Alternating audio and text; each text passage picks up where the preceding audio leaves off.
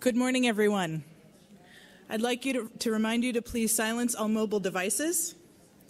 We're going to go ahead and get started. My name is Bethany Benson, Associate Professor of Art at Juniata College. It is my pleasure to introduce Marc Leuthold, presenting today's lecture, Ceramic Art Leaving the Ghetto. Marc's sculptures have entered the collections of the Metropolitan and Brooklyn Museums and Brooklyn Museum of Art and Design. The son of European immigrants, Leuthold is interested in cross-cultural experiences. His work reflects the influence of the arts of Asia, Africa, and the Mediterranean, creating a dialogue between cultures, history, and the senses.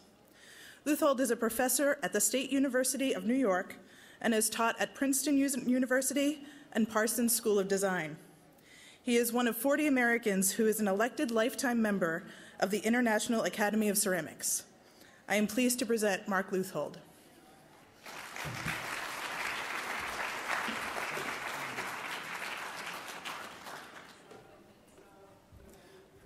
Hello.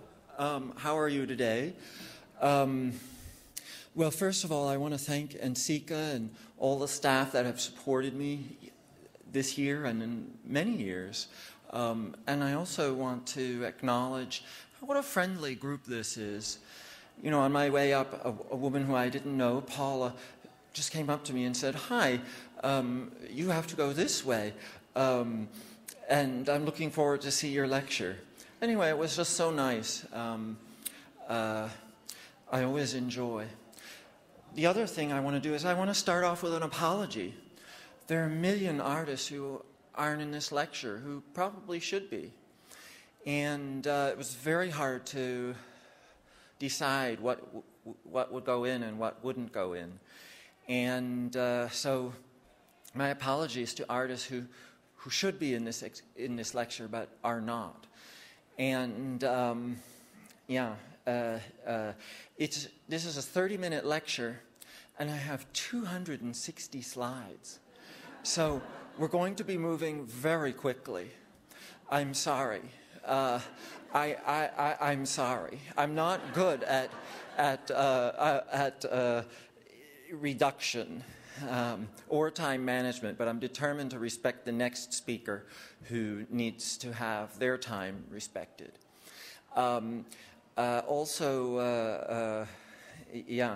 So I love questions, but I won't be able to answer them until afterwards. Afterwards, feel free to come up with any questions. Also, you'll have my contact information, and you're welcome to continue a dialogue after this presentation. Ceramics leaving the ghetto. Isn't it about time? You know, with all the history of discrimination in this country, you'd think the art world would be a little more enlightened than the political world. Good Lord. Maybe our time is coming. I don't know. I have mixed feelings about it. I've done a lot of research on this topic. I think two of the really interesting areas of ceramics are the resurgence of vessel, particularly functional vessels and tableware, and also this art that is leaving the ghetto. And of course, I'm focusing on the latter. This isn't even all the sources.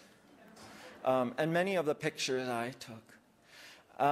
Here, this sort of reiterates what I just said. I'm going to be showing this, I think, 3 more times during the lecture. This is my dream. I have a dream that 1,000 ceramists meet at the Museum of Modern Art in New York City at 53rd Street.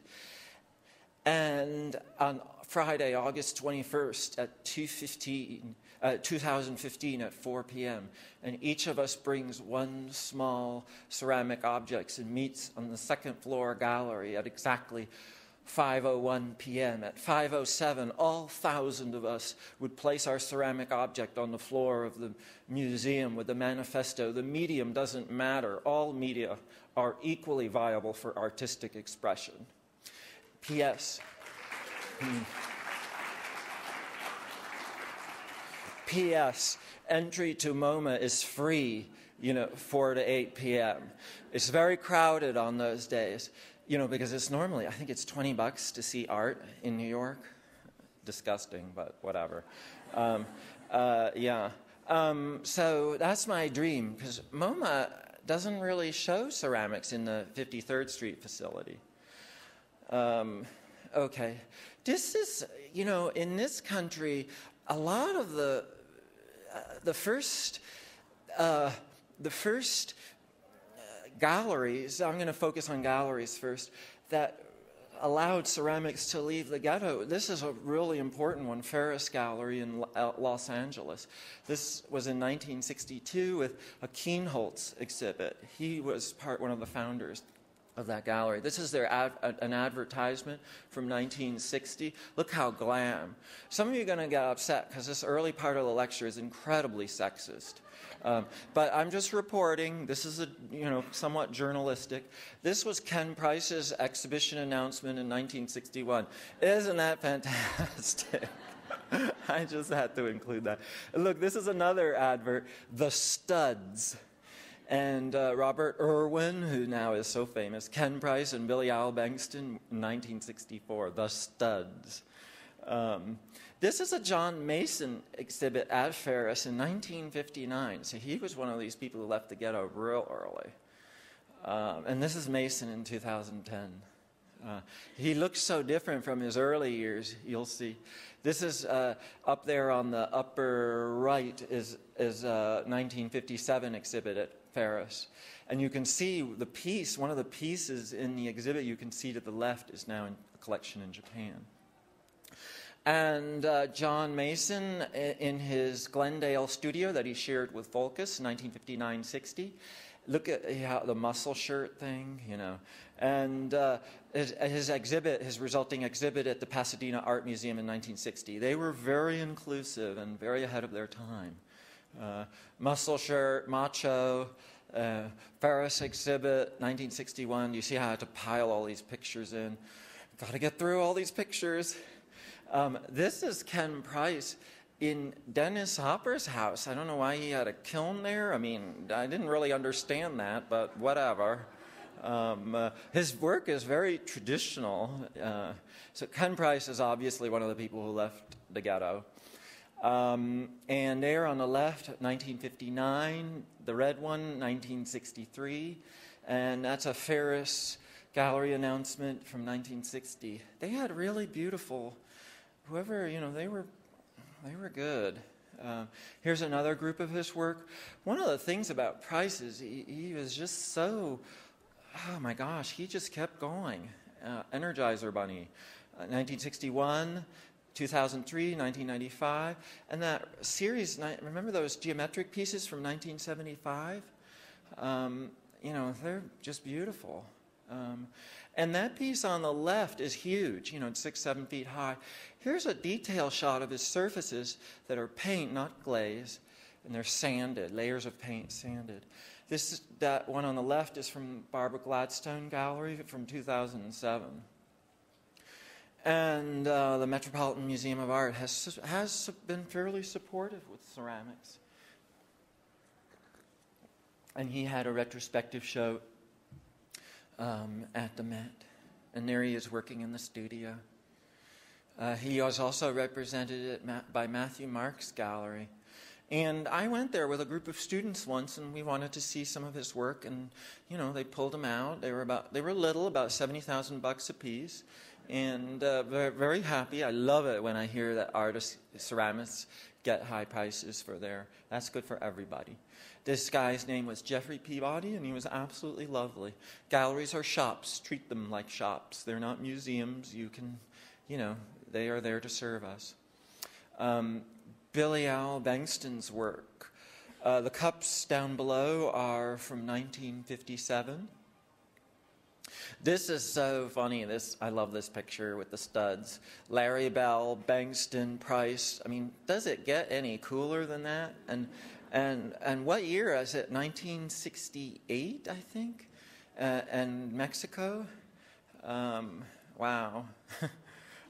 This is Bankston's studio and he sort of did a display of art, and that's Ed Ruscha's work in there. So this LA scene was very open. Landau Gallery was also in LA and represented Peter Voulkos's work. This is on the left. You can see a Voulkos exhibit there. And Voulkos in the Glendale studio, 1959. And Mason and Voulkos photographing work, 1959. 1959!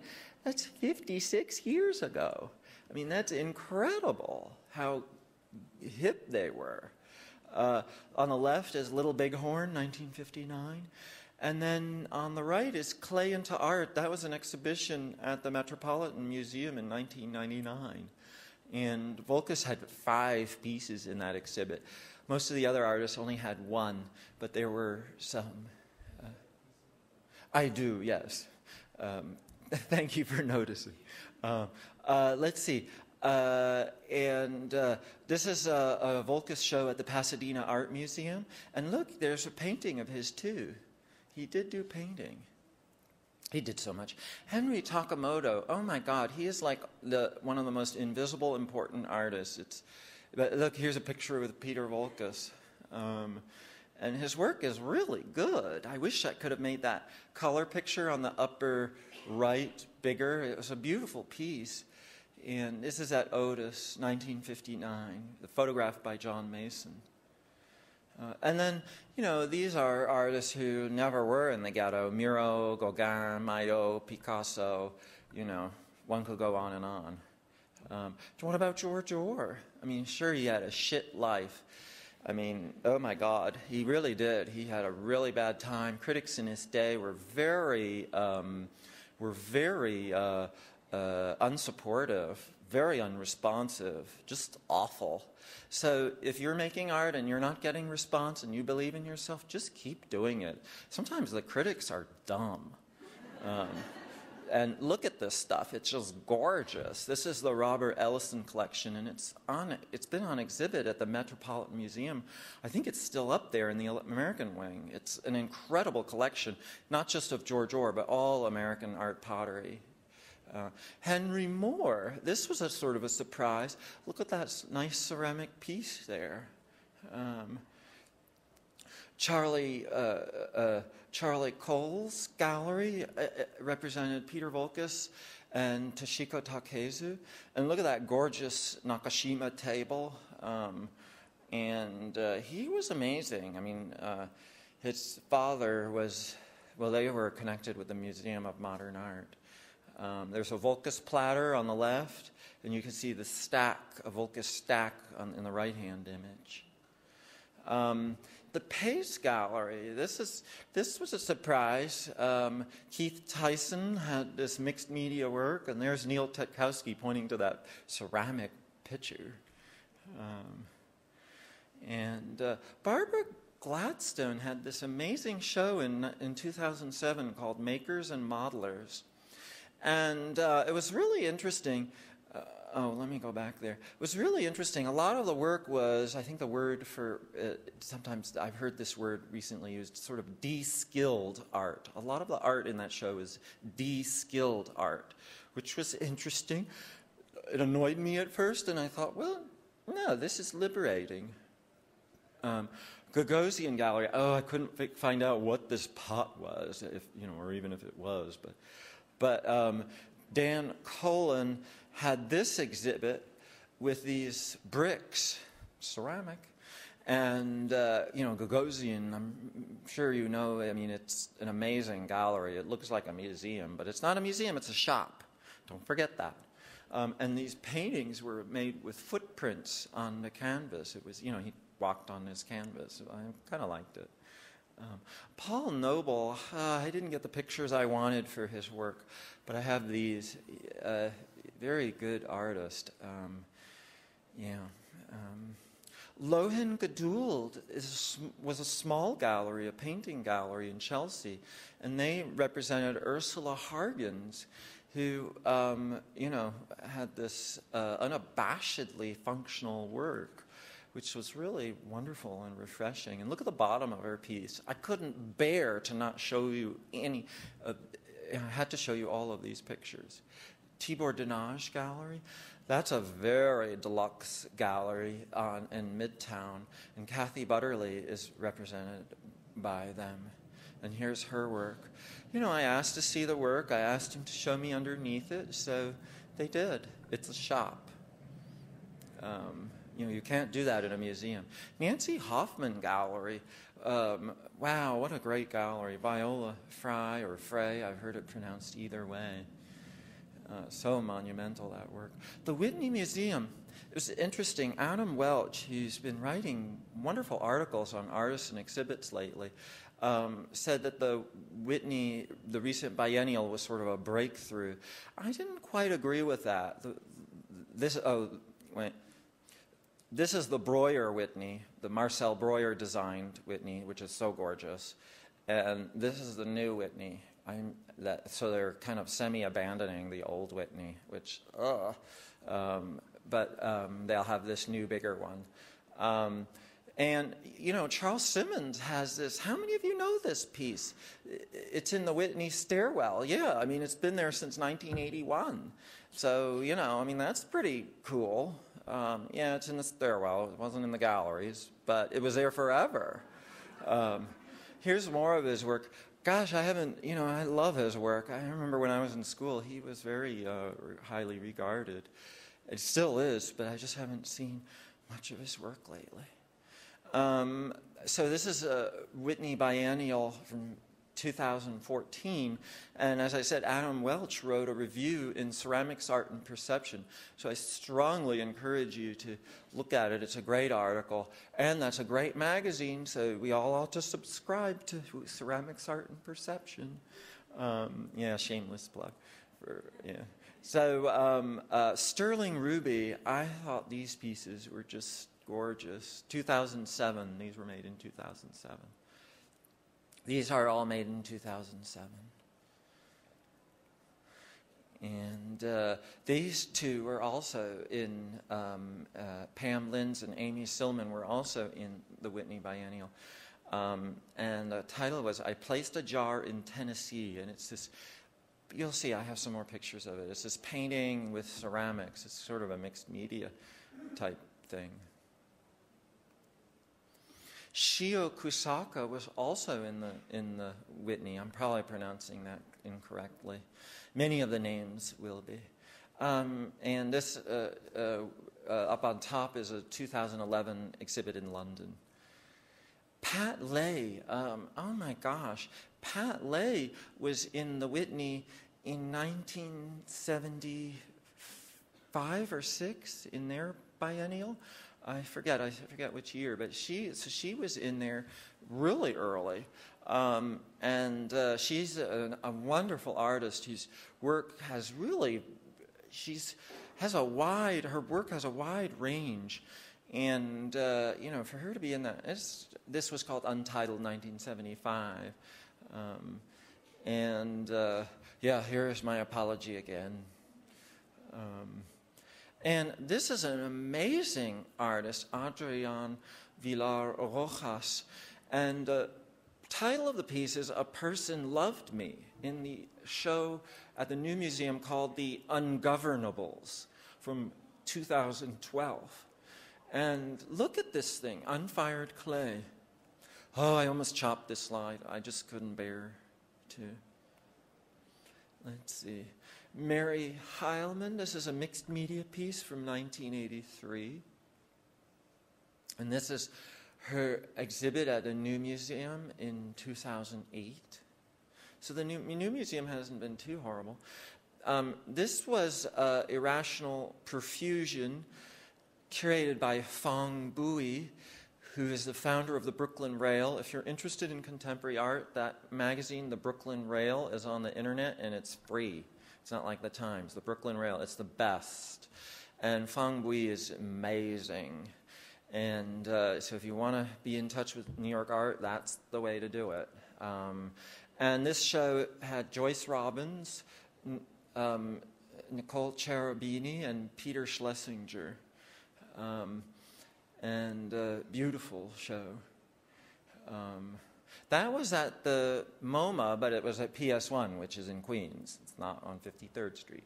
This is Arnie Zimmerman's work in front of the Everson. They were there for years, but unfortunately the weather did terrible things. The weather up there is pretty harsh. This is an amazing project that not a lot of people know about, New Works in Clay. It was organized and it was the brainchild of Margie Hutto. And you can barely see the names of some of the artists. The idea was Margie Hutto invited, artists that didn't work in clay to work in clay. And Helen Frankenthaler, Poons, Olitsky, Anthony Caro, many others. There were 3 phases of this because it was so successful. It was supported by the NEA. I'd like to do more research on this. This is a very important project. Here's Margie, just an amazing person, professor at Syracuse University. Up there in the upper left is her first public project, public art project, the Utica Station in Buffalo. And then down below that is her second solo show at the Everson Museum, just a gorgeous piece. And down there, on the upper right-hand corner is the subway under the World Trade Center, or now whatever it's called, and which survived the World Trade Center, destruction. And down below is the piece is titled "Realm of Muses 2, 1992. That's a big piece. It's lovely. I've seen it in person. Sir Anthony Caro he's the one who really stuck with the clay. This is him in 1966. And up on top at Whitechapel Gallery in 1963, and Caro in Moore's studio in 1952, and then on the right is 1960. This show on the left is The Barbarians, mixed media, and on the right, Night Movements, 1987 to 90. And Sam Durant, this was at that Barbara Gladstone Gallery Makers and Modelers exhibit. This was not a de-skilled work, but, I pressed the button, but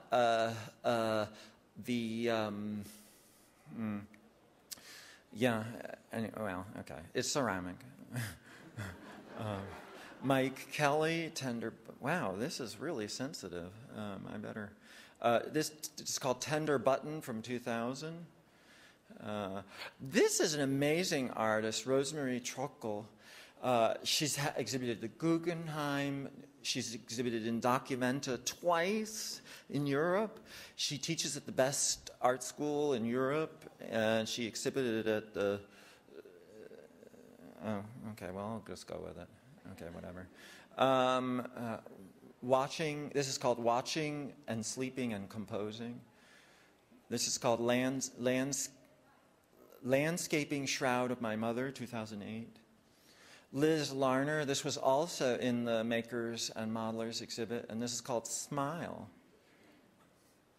William O'Brien, also in the Makers and Modeling. Definitely in the de-skilling category. This is called Sinadis Table. I'm probably not pronouncing that right. 2007. Ricky Swallow in that same show. Thomas Schutte. He's also shows in the Marion Goodman Gallery. Very good gallery. This is called Dirty Dictators from 2003. This is Red Woman Head. This was in the Makers and Modelers exhibit. Anish Kapoor, these are from 1994, also in the Makers and Modelers exhibit. And the Venice Biennale, last Venice Biennale, which Rolando Giovannini made possible for me to see. There was quite a lot of ceramics there, and Adam Welch wrote another article about that, I believe. Fischli and Weiss were there. You'll see more of their work. Here it is. It's called Suddenly This Overview, and he had this room of unfired clay. The thing on the top left was from 1981, and these range in date from 1979 to 2007. So they're a duo who work together. That one on the left is inspired by that amazing Japanese temple garden. Jessica Jackson Hutchins. I met her very, very briefly at her Whitney biennial opening. This is at the Venice Biennale, Rendezvous, 2011 to 2013. Her work is just amazing. This is called Lascaux. Ooh, wow. Lascaux from 2007. It's just an amazing piece. This is called Carpaccio from 2013. And this one, Couch for a Long Time, was exhibited in many locations. Here it's in the Saatchi Gallery in London. That's definitely out of the ghetto. This was the same piece at the Whitney Biennial where I got to meet her at the opening. That was really interesting. This is Shinichi Sawada, who is also in the Venice Biennale. He makes these. He's autistic, untrained, born in 1982, and his sculptures are created in 4 or 5 days, even large ones, Japanese. And this is influenced by Sakti, which is a Hindu concept, centering around primordial feminine creative power and focused on change and liberation. It was an installation piece at the Venice Biennale. This is Lara Almarcagui, I don't know. This was in the Spanish pavilion. Ceramic. Okay, Imran Nagel. The paintings aren't his. The paintings are from India. But the curator paired his works with them, which actually worked really well. This was a beautiful installation. Elizabeth Banassi was in the Italian pavilion, The Dry Savages. This was the entrance of the Hungarian pavilion, you know, because Hungary is famous for the Zolnay ceramics, so they had all these Zolnay tiles. It was just gorgeous. And this is probably the best ceramic show I've ever seen in my life at the Garish Sculpture Park in Germany, in Neumünster. And it was just summer of 2013. This is the grounds. Oh, I have a whole lecture on this. There were amazing pieces in there. John Baldessari's Repository from 2002, which is feeding off of Duchamp's Fountain and Stieglitz's photograph from 1917. From the Mud, that's the title of this one, Matthias Hirtreiter. Daniel Spöri, 1992. It's supposed to be that way. Look at the window and the radiator. It's not upside. That's the correct orientation of that image. Gert and Uwe Tobias, 2012. Okay, this is David Zinke. That's the artist. This is dyed corn syrup on the floor, you know, for the ink. It's ceramic, but the stuff on the floor is dyed corn syrup. This was his installation at the Garish Sculpture Park. Mona HATOUM, I'm moving quicker because I'm at 24 minutes now. This is called Still Life. This is Liam Gillick's work. He was very much supported by Nicolas Bourriaud, the guy who, French curator, writer, who came up with that relational aesthetics concept. And this was one of the artists that he really promoted. So this is ceramic, and the idea was that people were supposed to move those stacking pieces around. Piotr Nathan, this was an installation. See, what I'm about to show you is inside that little crack that you can see. This is inside that crack. It was just an amazing piece. This, Julian Stair. This is called The Vessel, Death, and the Human Body from 2012. 5 cups on a ground. Okay. This was the installation at Garish. Johann Kretzen, he was represented by Robert Miller Gallery in New York City with these beautiful Venuses with these rose petal attachments on them. This was also at Garish. This is Daniela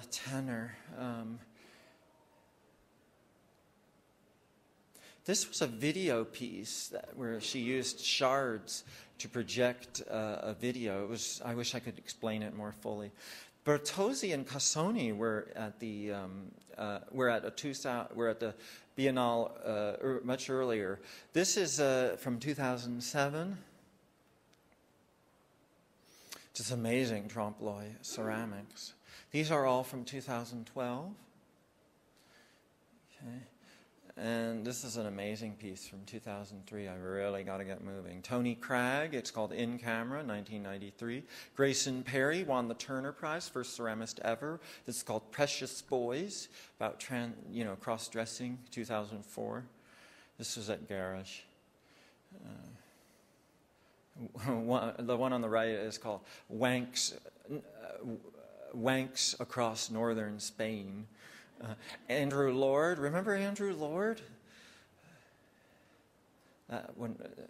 The top one is called With Snow Falling. The bottom one is called At Sunset. That makes sense. There's that again. This is an amazing artist from Mexico. Showed at MoMA. Was in a Venice Biennale 3 times. Documenta twice. Doesn't get much better than that. Gorgeous work. Oops. Wait, sorry. Yeah, just gorgeous work. Carlo Sauli, oh my God, this amazing artist. Fontana, the Italian, this is 1957, 1959, 1968. Those are semi-production pieces. Leon Ferrari, amazing. It's 1960 about. I know. I still have 2 minutes. Cup, 1950, and Cup with Wavering Edge or something like that, 1955. Wow, I've really got to go. Yeah. Julia Cunin. Yeah. Oh my God, I'm glad we reached her. Amazing. Yeah. I still have 1 minute and 30 seconds. Look at this. This is called Blue Landscape. This is called Covered Landscape, 201. Okay. So I'm going to stop. When I see that thing say 30 minutes, I'm stopping, whether I'm done or not. Oh, this is amazing. Each ceramic sculpture is made from 2 people's combined body weight at Socrates Sculpture Park. Oh, there's that again. Jeff Koons. He never was in the Ghetto, but couldn't resist. Annabeth Rosen. Jesse Wine, traveling white man installation, open heart surgery installation, the practice of the wild. Okay, this is a great artist. Yeah. Sana Musasama. Oh, I'm so glad we got to this. This is Unspeakable series, which I believe references genitalia mutilation. This is called Maple Tree Group at Dartmouth. Claire, I wish we had time to go over this. This is amazing. The visitors could take those. That's her thing, usually. Bai Ming in China. Lu Pinchang in China. You got to see these pictures. This is his studio making. This is his gallery, like his private one. Ai Weiwei. Oh, this is amazing. He dropped real Han Dynasty urns and took pictures. He says, ceramics is kind of crazy. I hate ceramics, but I do it. I think if you hate something too much, you have to do it. You have to use that. These are old pots that he's painted on. But, Yoko Ono did this way before him in 1966. And he credits Lee Bonteku. Oh my gosh. I'm 30 seconds over. Okay, I'm going to stop. Thank you so much.